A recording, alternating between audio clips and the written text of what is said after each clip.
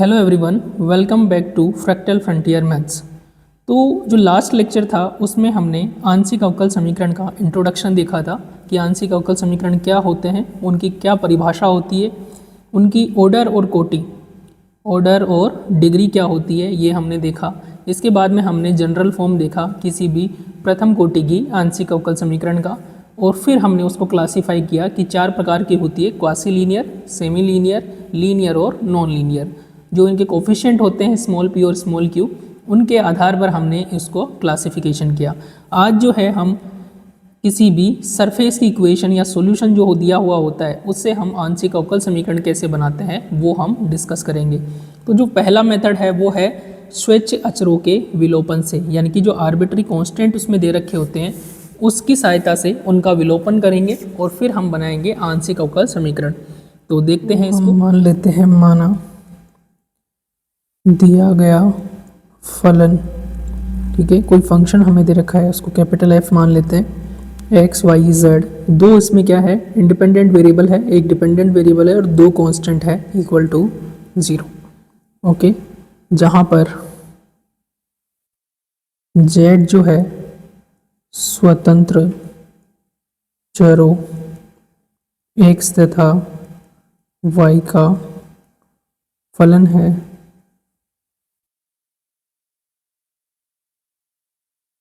तथा ए comma B जो है वो क्या है, स्वेच्छ अचर यानी कि आर्बिट्री कांस्टेंट है।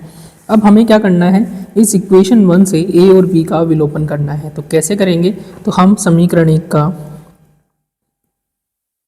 x के सापेक्ष आंशिक अवकलन कर देंगे।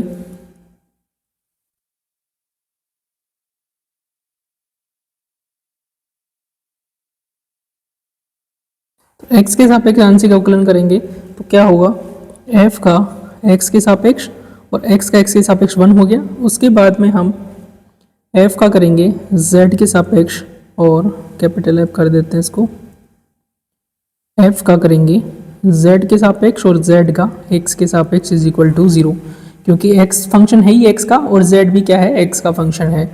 तो यहाँ से हो गया del f upon del x plus del Z upon del x को हम नोटेशन वाइज मानते हैं p, तो ये हो गया p del f upon del z equal to 0। इसको मान लेते हैं इक्वेशन नंबर 2। इसी प्रकार समीकरण 1 का y के सापेक्ष आंशिक अवकलन कर देंगे। y के सापेक्ष आंशिक अवकलन करने पर तो कैपिटल F का y के सापेक्ष प्लस पहले करेंगे कैपिटल F का z के सापेक्ष और z का करेंगे y के सापेक्ष इज इक्वल टू 0। इसको हम लिख सकते हैं del f upon del Y plus del Z upon del Y को क्या लिख सकते हैं, q। तो ये हो जाएगा q del f upon del z equal to 0। इसे दे देंगे इक्वेशन नंबर 3। अब हमारे पास दो इक्वेशन बन गई, इक्वेशन नंबर 2 और 3। ऑल राइट, और एक इक्वेशन हमें पहले से दे रखी है। तो समीकरण 1, 2 व 3 से a तथा b का विलोपन करने पर निम्न अवकल समीकरण प्राप्त होती है। तो जब विलोपन करेंगे तो हमें कोई फंक्शन मिलेगा जो कि होगा एक्स वाई जेड का, लेकिन ए और बी को हमने हटा दिया और उनकी जगह आ जाएगा पी और क्यू। ओके, ये क्या हो जाएगी आपकी प्रथम कोटि की आंशिक अवकल समीकरण, जो कि प्रथम कोटि की आंशिक अवकल समीकरण है। इसको हम इक्वेशन नंबर 4 दे देते हैं। ओके, तो इस प्रकार से हम किसी भी दिए गए फंक्शन में जिसमें कि आपके स्विच अचर दे रखे होते हैं उसमें a और b जो भी कांस्टेंट है उनका विलोपन करेंगे और हमें क्या मिल जाएगा, प्रथम कोटि की आंशिक अवकल समीकरण। ऑल राइट, अब हमें एक चीज़ ध्यान रखनी है, इसको नोट की फॉर्म में लिखता हूँ मैं।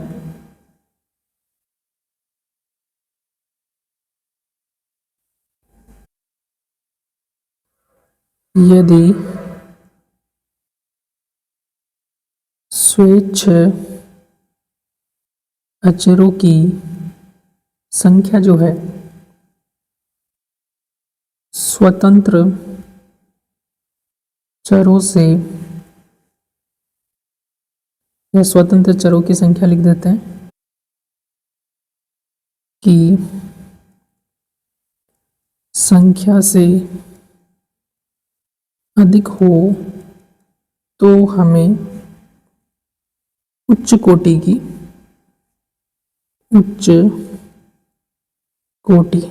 ग्रेटर देन 1 की आंशिक अवकल समीकरण जो है वो प्राप्त होती है। ओके, अभी जो हमें रिलेशन दे रखा था उसमें 2 अचर है और 2 ही स्वतंत्र चर है, तो जितने स्वतंत्र चर है उतने ही अगर अचर है, ठीक है, तो हमें क्या मिलेगी, प्रथम कोटि की आंशिक अवकल समीकरण। लेकिन अगर अचरों की जो संख्या है, ठीक है, स्वतंत्र चरों से ज़्यादा हो, जैसे 3 अचर दे रखे हैं, स्वतंत्र चर आपके पास 2 ही है, तब आपको हायर ऑर्डर की क्या मिलती है, पार्शियल डिफरेंशियल इक्वेशन। अब इसको हम एग्जाम्पल की सहायता से डिटेल में एक्सप्लेन करेंगे। तो कुछ एग्जाम्पल देखते हैं जहां हमें सॉल्यूशन या फंक्शन दे रखा होगा और उसकी सहायता से हम बनाएंगे आंशिक अवकल समीकरण। ऑलराइट, तो एग्जाम्पल नंबर 1 देखते हैं।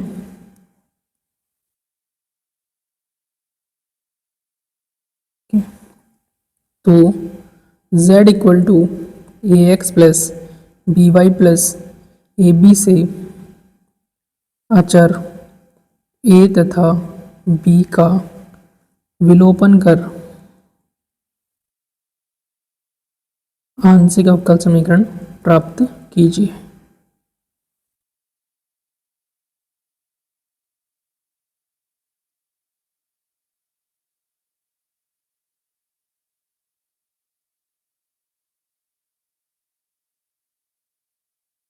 ओके, तो दिया गया फलन हमें क्या दे रखा है, दिया गया फलन z इज इक्वल टू दे रखा है a x plus b y plus a b. इसको इक्वेशन नंबर क्या मान लेते हैं, 1। अब इसका आंशिक अवकलन करेंगे x और y के सापेक्ष। तो समीकरण एक का x के सापेक्ष आंशिक अवकलन करने पर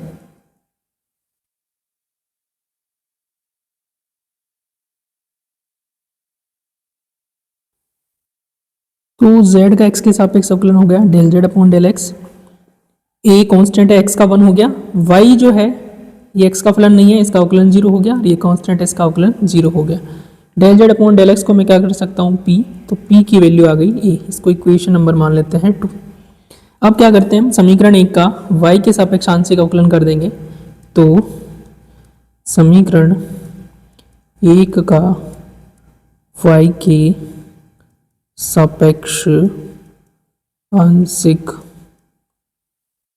अवकलन करने पर, तो z का y के सापेक्ष हो जाएगा del z upon del y, और y केवल इसी फंक्शन में है तो ये इसका अवकलन होगा, बाकी दोनों क्या हो जाएंगे 0। और del z upon del y को मैं क्या लिख सकता हूँ, q, तो q की वैल्यू आ गई b। इसको मैं देता हूँ इक्वेशन नंबर 3।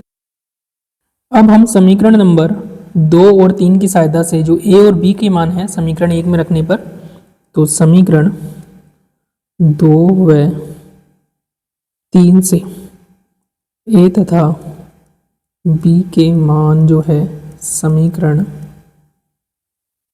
1 में रखने पर क्या हो जाएगा, z is equal to a x था, ए की जगह p, b की जगह q, और ये हो जाएगा a और b। ये जो हो जाएगी आपकी अभिष्ट अवकल समीकरण, जो कि अभिष्ट आंशिक अवकल समीकरण है।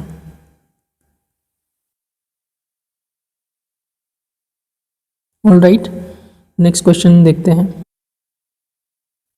तो हमें ये फंक्शन दे रखा है, इसकी सहायता से हमें क्या करना है, x और y का विलोपन करना है। यहाँ पर इसको मैं थोड़ा सा चेंज कर देता हूँ, z स्क्वायर भी आएगा यहाँ पे, plus z square equal to c square. तो एक तरीके से ये स्फेयर की इक्वेशन है, गोले की इक्वेशन। इसके हमें क्या करना होगा, आंशिक अवकल समीकरण बनाना है। तो दिया गया फलन ये दे रखा है आपको x माइनस ए का whole square plus y minus b का whole square plus z square equal to c square. इसको इक्वेशन नंबर 1 दे देते हैं। तो यहाँ पर वैसे आपको ए बी और सी तीन कॉन्स्टेंट दिख रहे हैं, लेकिन हमें ए और बी का ही विलोपन करना है, सी का विलोपन नहीं करना है। तो हम पहले इसका x के सापेक्ष आंशिक अवकलन करेंगे। तो पहले स्क्वायर का करेंगे 2x माइनस ए और x का हो गया 1, y का x के सापेक्ष 0 होगा, z स्क्वायर का 2z और z का del Z upon del x, c constant है तो इसका 0 हो जाएगा। यहाँ से आ जाएगा 2 को मैं डिवाइड कर देता हूँ तो x minus a plus P into z, del Z upon del x को p लिख सकता हूँ, तो यहाँ पर क्या आ गया ये 0। तो x माइनस ए की वैल्यू हो गई माइनस पी जेड। इसको इक्वेशन नंबर मान लेते हैं 2। इसी प्रकार से हम करते हैं y के सापेक्ष आंशिक अवकलन। तो y के सापेक्ष करेंगे तो ये हो जाएगा y minus b plus 2z del Z upon del y equal to 0, और यहाँ से y माइनस बी की वैल्यू हो जाएगी माइनस क्यू इंटू जेड। इसको इक्वेशन नंबर मान लेंगे 3। जैसे हमने x के सापेक्ष करके किया है वैसे ही y के सापेक्ष करेंगे और del Z upon del y आपका हो जाएगा q। अब ये जो वैल्यू है दोनों समीकरण 2 व 3 से मान जो है समीकरण नंबर 1 में रख देंगे। समीकरण 1 में रखने पर इससे हमें क्या मिलेगा, x माइनस ए का स्क्वायर तो माइनस पी जेड का square plus y minus b का square plus z square equal to c square. तो ये हो जाएगा p square z square plus Q square z square plus z square equal to c square, और सब में से z कॉमन आ जाएगा तो p square q square plus 1 z square equal to c square. ये क्या हो जाएगा आपका अभिष्ट अवकल समीकरण, जो कि अभिष्ट आंशिक अवकल समीकरण है। ऑल राइट, नेक्स्ट एग्जाम्पल देखते हैं। तो इस एग्जाम्पल में ये फंक्शन दे रखा है, इससे हमें आंशिक अवकल समीकरण प्राप्त करनी है। तो दिया गया फलन z is equal to a x plus a square y square plus b, c दे देते हैं इक्वेशन नंबर 1। ऑल राइट, तो इसका हम कर देंगे पहले x के सापेक्ष अवकलन कर देंगे। तो x के सापेक्ष अवकलन करेंगे तो del Z upon del x, a x का 1 हो गया प्लस बाकी सारा 0 हो जाएगा क्योंकि b और y है, तो p की वैल्यू हो जाएगी a, से देते हैं इक्वेशन नंबर 2। अब हम करते हैं y के सापेक्ष अवकलन। तो समीकरण 1 का y के सापेक्ष आंशिक अवकलन करेंगे तो z का हो जाएगा del Z upon del y, x constant है तो ये 0 हो जाएगा, a स्क्वायर और ये हो जाएगा 2a स्क्वायर वाई, b क्या हो जाएगा 0।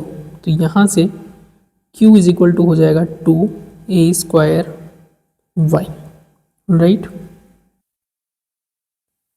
अब यहाँ से हम b की वैल्यू कहीं से भी नहीं निकाल सकते, लेकिन एक काम करते हैं, इक्वेशन नंबर 2 है वहाँ से हम p की वैल्यू a की वैल्यू जो है यहाँ पर पुट कर देते, तो q इज इक्वल टू हो जाएगा 2p स्क्वायर वाई। यही क्या हो जाएगी आपकी आंशिक अवकल समीकरण, जो कि अभिष्ट आंशिक अवकल समीकरण है। ऑल राइट, तो इस प्रकार से हम दिए गए आर्बिट्रेरी कांस्टेंट्स यानी कि स्वेच्छ अचरों का विलोपन करके आंशिक अवकल समीकरण प्राप्त कर सकते हैं। अब इसी प्रकार कई बार आपको क्या होता है, कोई आर्बिट्री फंक्शन दे रखा होता है, यहाँ पर तो आर्बिट्री कांस्टेंट थे, लेकिन अगर हमें स्वेच्छ फलन दे रखा हो, उसका विलोपन करके आंशिक अवकल समीकरण बनानी हो, तो वो हम कैसे प्राप्त करेंगे वो हम देखते हैं। अब हम जो स्वेच्छ फलन है यानी कि आर्बिट्री फंक्शन है उनको एलिमिनेट करके आंशिक अवकल समीकरण का निर्माण करेंगे। तो हम मान लेते हैं, माना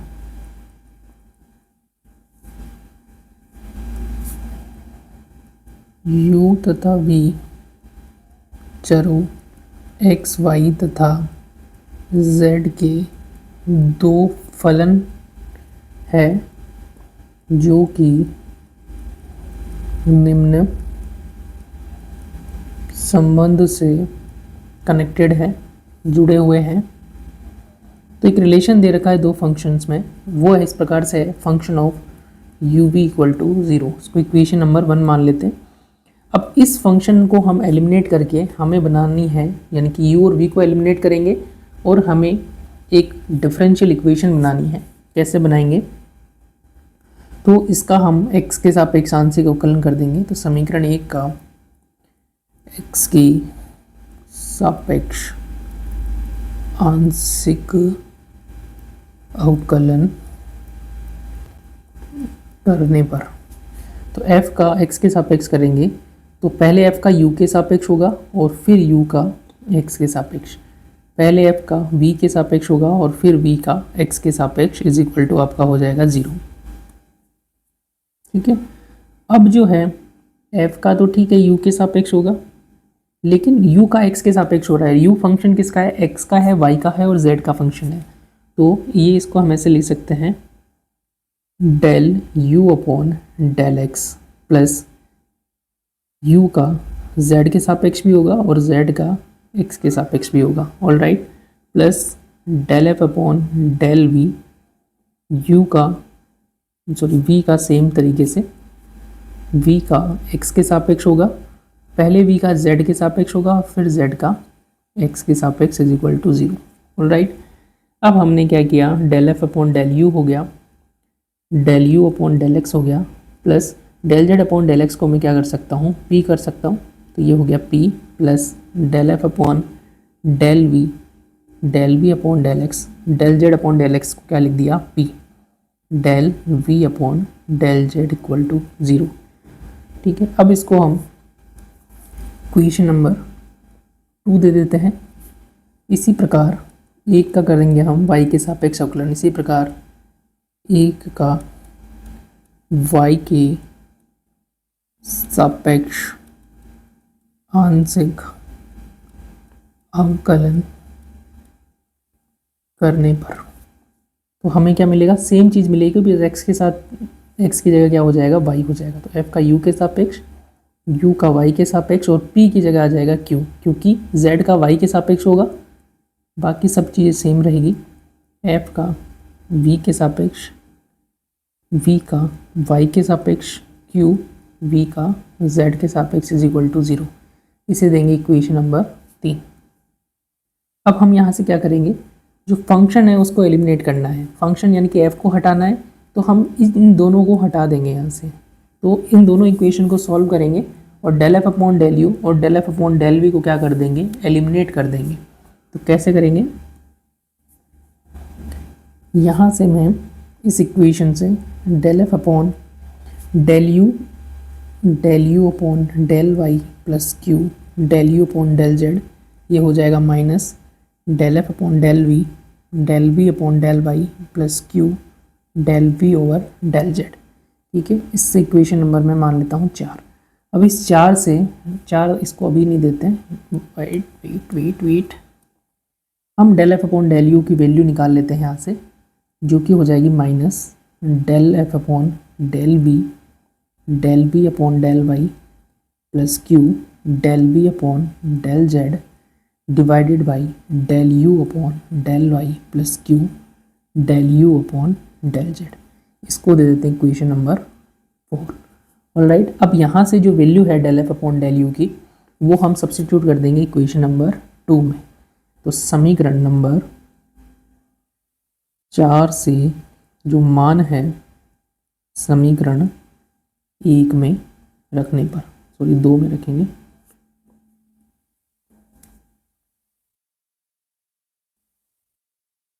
रखने पर, तो del F upon del U की जगह हम ये जो वैल्यू है ये सब्स्टिट्यूट कर देंगे। तो इसको हमने कॉपी कर लिया यहाँ से,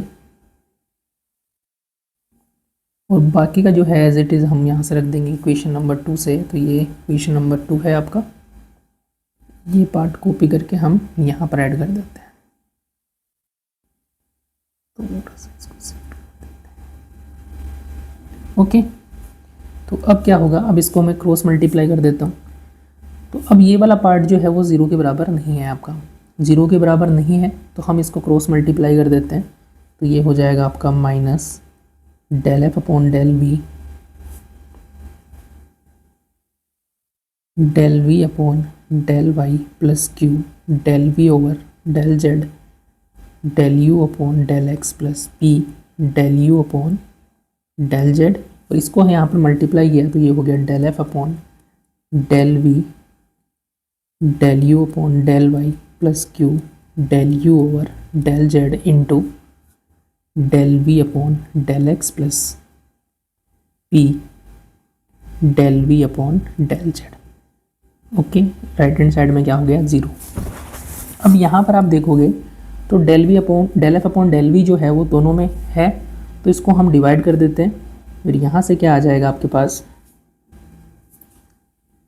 del you upon del Y plus Q, del you upon del Z multiply by del we upon del x plus P, del we upon del Z.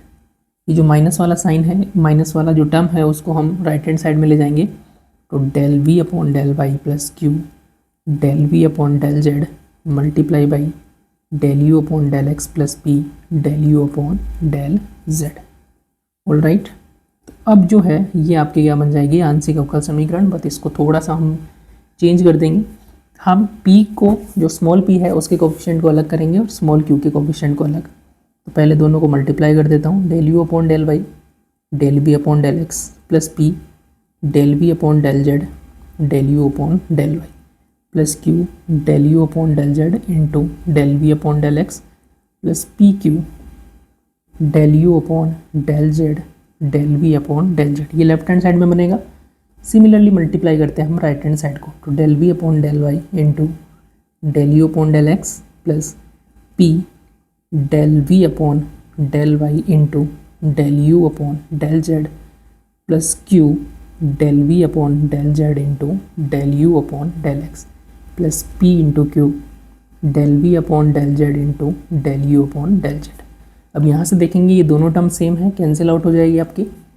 हमारे पास जो फाइनल बचेगा उसको हम इस प्रकार से लिखेंगे कि पहले लिखेंगे p का गुणांक, तो p का गुणांक यहाँ से क्या आएगा del you upon del Y, U को पहले लिख रहे हैं, del we upon del Z. तो ये जो राइट हैंड साइड में p का टर्म है वो माइनस हो जाएगा लेफ्ट हैंड साइड में जाके, तो minus del you upon del Z into del we upon del Y.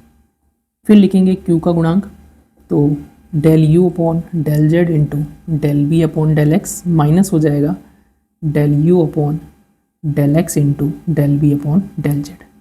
तो ये p का गुणांक और ये q का गुणांक, और राइट हैंड साइड में रखेंगे जो p और q नहीं है, तो del you upon del X into del we upon del Y minus del you upon del Y into del we upon del X. ठीक है, तो इस प्रकार से इक्वेशन बनेगी। हम इसको इस फॉर्म में लिख देंगे p, और ये जो फंक्शन होगा उसको कैपिटल P लिखेंगे, इसको लिखेंगे कैपिटल Q और इक्वल टू R। ठीक है, ये इक्वेशन हो जाएगी। इसको इक्वेशन नंबर दे देते हैं 5। ठीक है, जो कि अभिष्ट आंशिक अवकल समीकरण है।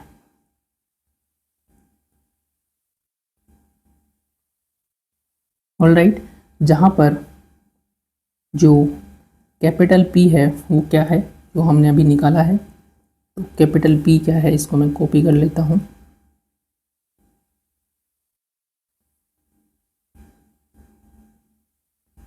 ये होगा कैपिटल Q, क्या होगा ये आपका कैपिटल Q हो गया,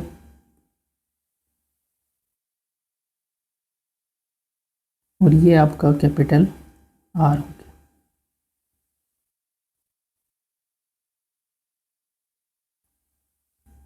U इक्वल टू और R इक्वल टू, इसको हम जैकोबियन के फॉर्म में लिख सकते हैं कि ये आपका U और V का जैकोबियन है, किसके सापेक्ष है Y और Z के सापेक्ष। ये आपका U और V का जैकोबियन है, किसके सापेक्ष X और Z के सापेक्ष। ये आपका U और V का जैकोबियन है, किसके सापेक्ष X और Y के सापेक्ष। ओके, तो इस प्रकार से हम किसी भी स्वेच्छ जो फलन है उसका विलोपन करके आंशिक अवकल समीकरण प्राप्त करते हैं, जो कि एक क्या है क्वासी लीनियर अवकल समीकरण। तो जो समीकरण 5 है, समीकरण 5 एक क्वासी रेखीय अवकल समीकरण है। इसे लाग्रांज रैखिक समीकरण भी कहा जाता है। ऑलराइट, तो इस प्रकार से हमें अवकल समीकरण मिल गया। अब ये चीज़ ध्यान रखनी है कि जो हमने प्रोसेस अप्लाई किया है कि हमारे पास ये दे रखा था, दो फंक्शन दे रखे हैं u और v, और ये इस संबंध से जुड़े हुए हैं जहाँ f क्या है, स्वेच्छ अचर, स्वेच्छ फलन है, आर्बिट्री फंक्शन है, और उसका विलोपन करने पर हमें ये अवकल समीकरण बनी। इससे हमें एक आइडिया मिलता है कि अगर इस प्रकार की कोई इक्वेशन आपको दे रखी हो जहाँ p, q और r x, y, z के कोई भी फंक्शन है, तब हम क्या कर सकते हैं, हम इसको कैसे सॉल्व करेंगे। सॉल्व करने के लिए हमें दो फंक्शन ऐसे आइडेंटिफाई करने हैं u और v, ठीक है, जो कि क्या हो, लीनियरली इंडिपेंडेंट हो, दोनों एक दूसरे पर निर्भर नहीं करने चाहिए, और फिर इस प्रकार से हम उसका क्या दे देंगे, सॉल्यूशन, यानी कि एक तरीके से रिवर्स प्रोसेस कर सकते हैं। अब ये रिवर्स प्रोसेस कैसे करेंगे वो हम आने वाले लेक्चर्स में देखेंगे, बट अभी के लिए आपको ये ध्यान रखना है कि आर्बिट्री फंक्शन के जो विलोपन है उससे हमें quasi linear partial differential equation जो है वो प्राप्त होता है। एक नोट मेंशन कर देते हैं, उसके बाद में एग्जाम्पल देखते हैं। तो नोट है कि यदि x, y, z के दिए गए संबंध में दो स्वेच्छ फलन हो, दो स्वेच्छ फलन हो, तो कुछ स्पेशल केसेस को छोड़कर, कुछ विशेष स्थितियों को छोड़कर, विशेष स्थितियों को छोड़कर उच्च कोटि के, उच्च या ऐसे लिख सकते हैं दो या दो से अधिक कोटि के, दो या दो से अधिक कोटि के आंशिक अवकल समीकरण प्राप्त होते हैं। आंशिक अवकल समीकरण प्राप्त होते हैं। अब हम ये जो आर्बिट्री फंक्शन का जो विलोपन देखा हमने, उसको हम एग्जाम्पल्स की सहायता से एक्सप्लेन करते हैं। तो आपको ये एक संबंध दे रखा है जिसमें फाई आपका क्या है, स्वेच्छ फलन है, इसको हमें एलिमिनेट करना है। तो दिया गया समीकरण, दिया गया संबंध बोल सकते हैं, z इज इक्वल टू है exponential X Y function phi x minus Y. इसको इक्वेशन नंबर 1 दे देते हैं। अब इसका एक बार x के सापेक्ष अवकलन करते हैं, तो समीकरण एक का x के सापेक्ष आंशिक अवकलन करने पर, तो z का अवकलन करेंगे तो del z upon del x, पहले e की पावर एक्स वाई का करते हैं, तो e की पावर एक्स वाई का e की पावर एक्स वाई, और एक्स वाई का x के सापेक्ष हो जाएगा y। फाई आपका ऐसा कैसे रहेगा, इसमें कोई चेंज नहीं होगा, प्लस आपकी बार e to the power x Y को कांस्टेंट रखेंगे, फाई का derivative phi dash x minus Y, और x माइनस वाई का अवकलन 1। तो हमें क्या मिल गया, p is equal to Y E to the power x Y phi x minus Y plus E to the power x Y phi dash x minus Y. इसको equation number मान लेते हैं y, इसी 2 मान लेते हैं।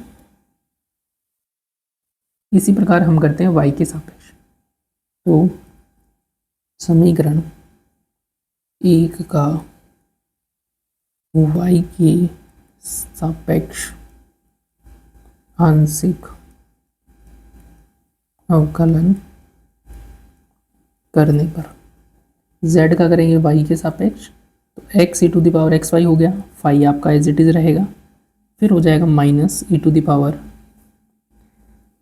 X Y phi dash x minus y. ठीक है, कैसे हुआ, e to the power x Y का करेंगे तो e to the power x Y, और एक्स वाई का वाई के सापेक्ष हो जाएगा x, तो x यहाँ पर मल्टीप्लाई में आ गया, फिर e⁴xy का कॉन्स्टेंट फाई का होगा फाई डैश और x माइनस वाई का y के सापेक्ष हो जाएगा -1, इसलिए यहाँ पर क्या आ गया माइनस साइन आ गया। Del Z upon del Y को मैं लिख सकता हूँ क्यू हो जाएगा xe⁴xy phi X minus Y minus e⁴xy phi dash x minus Y. इसको इक्वेशन नंबर मान लेते हैं 3। ओके, तो अब एक काम करते हैं 2 और 3 को आपस में ऐड कर लेते हैं। तो हमें फाई को हटाना है, तो समीकरण 2 + 3 से, तो लेफ्ट हैंड साइड में हो गया p + q। ऐड करने से क्या होगा, ये और ये आपस में कैंसिल हो जाएंगे, केवल ये बचेगा आपके पास। तो लिख लेते हैं इसको y e⁴xy phi of x minus Y plus x e⁴xy phi of x minus Y. Okay, तो y + x हो गया और कॉमन क्या आ गया e⁴xy phi x minus Y, और ये किसके बराबर है, ये आपका z के बराबर है। ठीक है, फंक्शन z के बराबर। तो ये हो गया p + q = दिस। तो जो कि हमें अभिष्ट आंशिक अवकल समीकरण है, और ये लीनियर भी है, आंशिक अवकल समीकरण है। अगर गौर से देखोगे तो p का गुणांक है जो कि कैपिटल P = 1 होगा, कैपिटल Q 1 होगा, और r ये फंक्शन है y + x × z। ओके, लेकिन यहाँ पर p का कोई भी फंक्शन नहीं है, q का कोई भी, यानी कि ये लीनियर इक्वेशन है। क्वासी लीनियर तो होती है, साथ में ये लीनियर इक्वेशन भी है। एक एग्जांपल हम और देखते हैं अब। तो ये एक संबंध दे रखा है, इससे हमें अवकल समीकरण प्राप्त करनी है। तो दिया गया संबंध है हमारे पास z = y² + 2 function of 1 + x log y। इसको इक्वेशन नंबर हम मान लेते हैं 1। अब इसका x के सापेक्ष आंशिक अवकलन कर लेते हैं। तो समीकरण 1 का x के सापेक्ष आंशिक अवकलन करने पर, तो उससे क्या होगा, z का अवकलन होगा del Z upon del x। x के सापेक्ष करेंगे तो y कांस्टेंट है 0 हो जाएगा। f का करेंगे तो पहले f डैश और अंदर जो भी है उसको एज इट इज़ लिख देंगे। फिर करेंगे 1 जो अंदर लिखा हुआ 1/x + log y, इसका करेंगे x के सापेक्ष, तो ये हो जाएगा -1/x²। तो del Z upon del x हो गया p, तो p हो गया -2/x² f dash 1 + x log y। Equation number मान लेते हैं 2। इसी प्रकार y के सापेक्ष अवकलन करते हैं। तो समीकरण 1 का y के सापेक्ष आंशिक अवकलन करने पर, तो z का करेंगे del Z upon del Y. अब यहाँ जो y² है उसका भी अवकलन होगा, तो y² का हो जाएगा 2y + 2, f का हो जाएगा f dash 1/x + log y, और इसका अवकलन और करेंगे तो 1/x का तो 0 हो जाएगा क्योंकि x y का फंक्शन नहीं है, और log y का हो जाएगा 1/y। तो del Z upon del Y हो गया q = 2y + 2/y f dash 1/x + log y। अब यहाँ से मैं f डैश की वैल्यू निकाल लूँगा, तो q - 2y = 2/y f dash 1/x + log y, और यहाँ से f डैश मिल गया हमें q - 2y × y / 2। इसको इक्वेशन नंबर 3 मान लेता हूँ, और इससे मैं f डैश की वैल्यू इक्वेशन नंबर 2 में रख देता हूँ। तो समीकरण 2 से मान समीकरण 1 में 3 से 2 में रखेंगे। 3 से मान समीकरण 2 में रखने पर, 2 क्या था हमारा equation, p = -2/x², p = -2/x², और इसकी जगह वैल्यू रखेंगे q - 2y × y/2। तो ये वो 2x 2 से 2 कैंसिल हो गया, तो px² हो गया माइनस y को आगे लिख देता हूँ q - 2y। मल्टीप्लाई करता हूँ, P X square equal to हो गया minus Q Y plus 2y square. तो फाइनली हमारा इक्वेशन बन गया P X square plus Q Y equal to 2y square. Okay, तो ये क्या बन जाएगा, जो कि अभिष्ट अवकल समीकरण है, जो कि अभिष्ट आंशिक अवकल समीकरण है।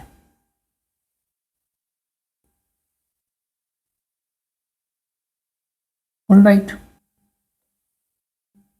अब हम आंशिक अवकल समीकरण के जो सॉल्यूशंस होते हैं उनके प्रकारों के बारे में देखेंगे कि कितने प्रकार के होते हैं। अगर आप बात करोगे साधारण अवकल समीकरण की, तो उसमें एक होता था आपका व्यापक हल, एक होता था आपका विशेष हल, और एक होता था आपका विचित्र हल, सिंगुलर सॉल्यूशन। इसी प्रकार से आंशिक अवकल समीकरण के भी हलों के कुछ प्रकार होते हैं, उसको हम डिस्कस करते हैं कि किस किस टाइप के हल उसमें हो सकते हैं। तो आंशिक अवकल समीकरण के हल के प्रकार में जो प्रथम है आपका फर्स्ट, उसको हम बोलते हैं पूर्ण समाकल, कंप्लीट इंटीग्रल। पूर्ण समाकल यानी कि कंप्लीट इंटीग्रल, कंप्लीट इंटीग्रल भी बोल सकते हैं इसको, कंप्लीट सॉल्यूशन भी बोल सकते हैं। तो ये क्या होता है कि यदि किसी आंशिक अवकल समीकरण यानी कि पार्शियल डिफरेंशियल इक्वेशन के हल में स्वतंत्र चरों के समान संख्या में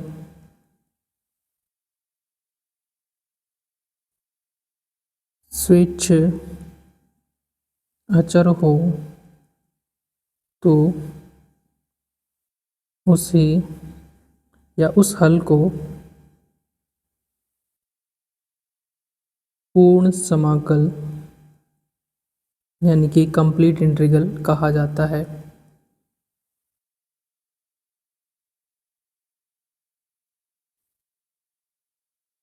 ऑलराइट, तो इस प्रकार से ये क्या होता है, कंप्लीट इंटीग्रल होता है कि जितने उसके अंदर इंडिपेंडेंट वेरिएबल्स है, स्वतंत्र चर है, उतने ही उसमें क्या होने चाहिए, कांस्टेंट्स होने चाहिए। जैसे फॉर एग्जांपल मैं इस प्रकार से लिख सकता हूँ कि अवकल समीकरण, अगर ये फंक्शन दे रखा है एक्स वाई जेड पी और क्यू इक्वल टू 0 का जो पूर्ण हल है वो किससे दिया जाएगा, कैपिटल है function of X Y Z और दो अचर ए बी इक्वल टू 0 से दिया जाता है। तो पूर्ण हल कैसे हुआ, क्योंकि इसके अंदर दो इंडिपेंडेंट वेरिएबल है एक्स और वाई, तो दो ही इसके क्या अंदर है, कांस्टेंट है, तो इसको हम कहते हैं पूर्ण हल या पूर्ण समाकल कहते हैं। नेक्स्ट टाइप ऑफ सॉल्यूशन हम डिस्कस करते हैं, जो कि है आपका विशेष समाकल। विशेष समाकल यानी कि पर्टिकुलर इंटीग्रल।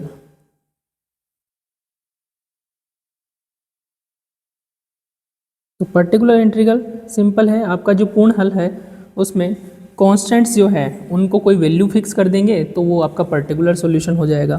तो डिफाइन करते हैं इसको, किसी आंशिक अवकल समीकरण के पूर्ण हल में स्वेच्छ अचरों को विशेष मान देने पर प्राप्त जो हल है वो विशेष हल कहलाता है या विशेष समाकल, पर्टिकुलर इंटीग्रल कहलाता है। तो ये एग्जाम्पल देखते हैं कि कोई हमें जैसे आंशिक अवकल समीकरण है, आंशिक अवकल समीकरण इस प्रकार से दे रखी है, z is equal to P X plus Q Y plus P Q. इसका पूर्ण हल क्या है, इसका पूर्ण हल है z equal to a x plus b y plus a b है तथा a equal to 0 b equal to 1 रखने पर विशेष समाकल मिल जाएगा, क्योंकि कोई भी हम अपने मन से वैल्यू पुट कर सकते हैं। विशेष हल z a की जगह 0 रख दिया और b की जगह रख दिया 1, z is equal to Y है। ऑल राइट, तो इस प्रकार से कोई भी अगर कंप्लीट सॉल्यूशन या कंप्लीट इंटीग्रल आपको दे रखा है, उसमें जो कॉन्स्टेंट्स है उनको हम कोई फिक्स वैल्यू दे देंगे तो हमें क्या मिलेगा, पर्टिकुलर इंटीग्रल या particular solution. Next type of solution हम देखते हैं। तो ये दो सॉल्यूशन तो आपके साधारण अवकल समीकरण में भी होते थे, लेकिन एक विशेष प्रकार का सॉल्यूशन है। अब इसमें है व्यापक हल, व्यापक समाकल, व्यापक समाकल यानी कि जनरल इंटीग्रल। अब जो साधारण अवकल समीकरण जो हम पढ़ते थे उसमें पूर्ण समाकल और व्यापक समाकल एक ही बात होती है, लेकिन यहाँ पर जो है पार्शियल डिफरेंशियल इक्वेशन में थोड़ा सा चेंज हो जाता है। जो पूर्ण समाकल है आपका, ये क्या होता है, इसमें स्वेच्छ अचर होते हैं, कांस्टेंट होते हैं, जबकि व्यापक समाकल में आपके स्वेच्छ फलन आर्बिट्री फंक्शंस होते हैं। तो हमने जो स्वेच्छ अचर है, आर्बिट्री कांस्टेंट, उनका विलोपन करके भी सॉल्यूशन पार्शियल डिफरेंशियल इक्वेशन बनाना सीखा है, और जो आर्बिट्री फंक्शंस हैं उनको विलोपित करके भी हमने देखा है कि कैसे हम आंशिक अवकल समीकरण बनाते हैं। तो व्यापक समाकल क्या होता है, तो इसको लिखते हैं, यदि n स्वतंत्र चर हो तो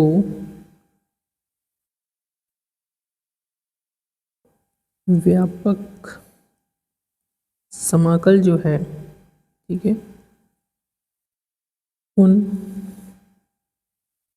चरों में n-1 स्वतंत्र फलन इंडिपेंडेंट आर्बिट्री फंक्शन तथा उन n-1 फलनों का स्वेच्छ फलन होता है। इस एग्जाम्पल के लिए लिखते हैं कि आंशिक अवकल समीकरण दे रखी है आपको, p plus Q is equal to X plus Y into Z का जो व्यापक समाकल है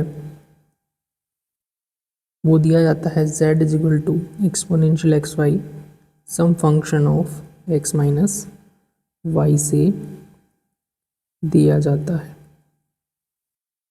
ऑल राइट, तो इसमें क्या है, दो स्वतंत्र चर है तो हमें एक आर्बिट्री फंक्शन मिलेगा एक चर के अंदर।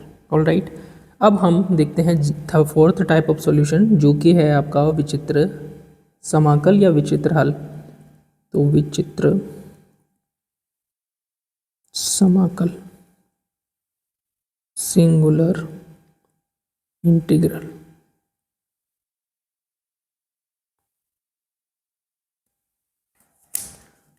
तो जैसा हमने ऑर्डिनरी डिफरेंशियल इक्वेशन पढ़ा था उसी प्रकार से करेंगे। आंशिक अवकल समीकरण का वह हल जो इसके पूर्ण समाकल में स्वेच्छ अचरों को कोई भी मान देकर प्राप्त नहीं किया जा सकता है।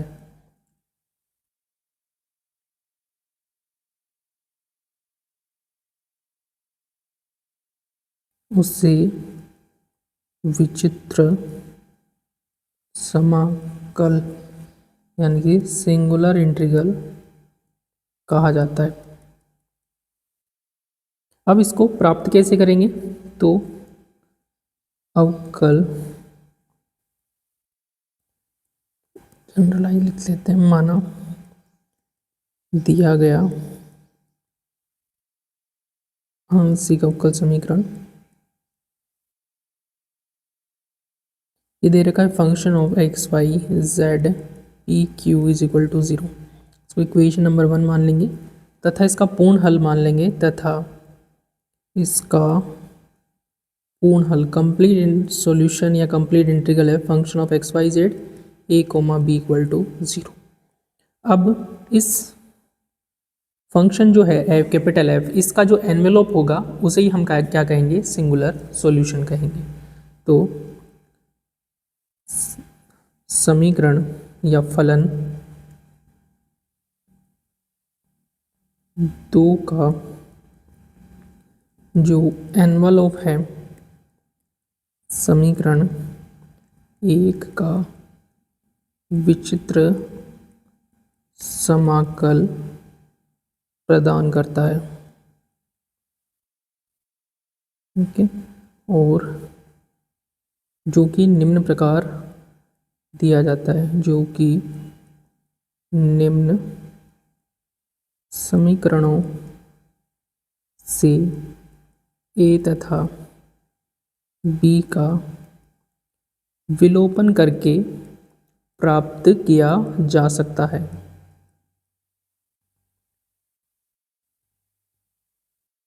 कौन से समीकरण है? एक है आपका f इक्वल टू 0, एक है आपका f का a के सापेक्ष आंशिक अवकलन 0 और b के सापेक्ष आंशिक अवकलन 0। ये तीनों कंडीशन होती है। इससे हम क्या प्राप्त कर सकते हैं, एनवेलोप प्राप्त कर सकते हैं, या इसको इन शॉर्ट कहें हम सिंगुलर सॉल्यूशन प्राप्त कर सकें। जैसे एग्जांपल के लिए लिखते हैं आंशिक